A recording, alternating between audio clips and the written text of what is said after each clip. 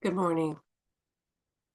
I am Karen White Porter on the Dealing with Feelings channel, and I am working on helping people cope with their feelings. And I don't want this channel to ever become political, but I do know that since the election, a lot of people are feeling a lot of different emotions. Some people are feeling joy right now, and some people are feeling grief. And so I would like to um, look at some feelings and some of fear that some people might be feeling right now. We've explored with Trump that he has a lot of plans for vengeance, and he has pledged to do some things that might scare some people. So while there's many people who have spent time writing scenarios about what might be happening when he becomes president, there's something very special that we all have, whether we're a Democrat or a Republican, and that is a heart. And we all have an inner life, and that is the one place that if we didn't win the election, we can still have a heart. And so, one of the things that an autocrat will do is use fear. So,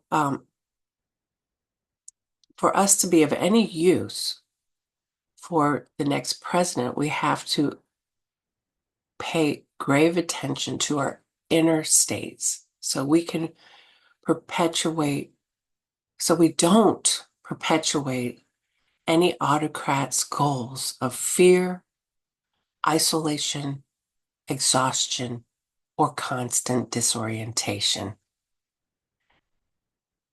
So there's some strategic principles that I'd like to outline in terms of your emotion and your feelings and your inner life. So you need to, if you want to keep going, um, analyze what the situation is. And you need to learn to handle political violence. And the best place to start is not trying to correct somebody else, but to look inside yourself. So, right now,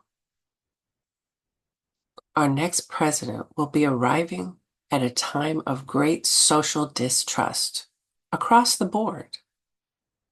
Society has reduced trust in traditional institutions, and there's even distrust of the media and medical professionals and experts and politicians, but it's far beyond that.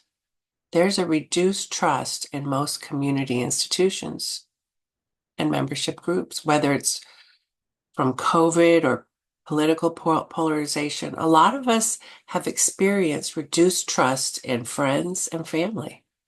Even our trust in predictable weather is diminished with these latest hurricanes and Helene going up into Tennessee and Georgia.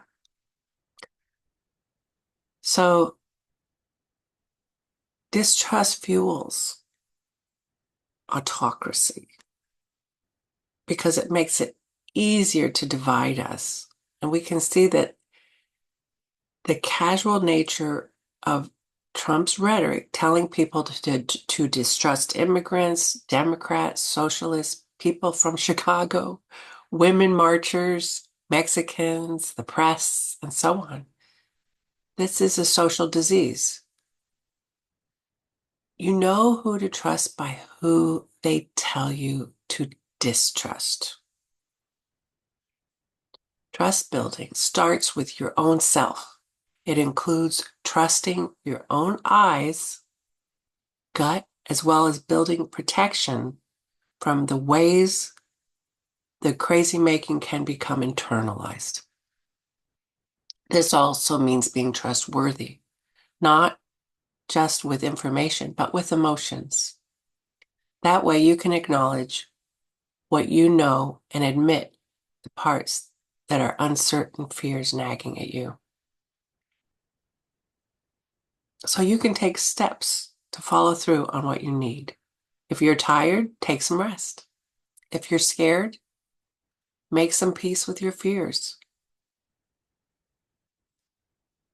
I can point you to resources that support that, like findingsteadyground.com. But the value here is to start with trusting your own inner voice. If you need to stop checking your phone compulsively, do it. If you don't want to read articles about what to do next, just go take a walk in the woods. Just do it.